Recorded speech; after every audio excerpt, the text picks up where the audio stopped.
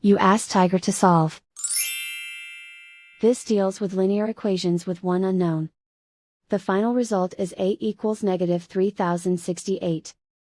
Let's solve it step by step. Simplify the expression. Swap sides. Isolate the A. Multiply both sides by 59. Group like terms. Multiply the coefficients.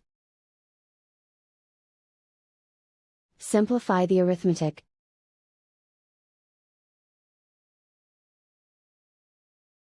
Convert the A into a positive number.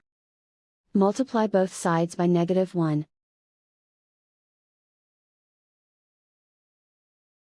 Remove the ones. Simplify the arithmetic. And so the final result is A equals negative 3068.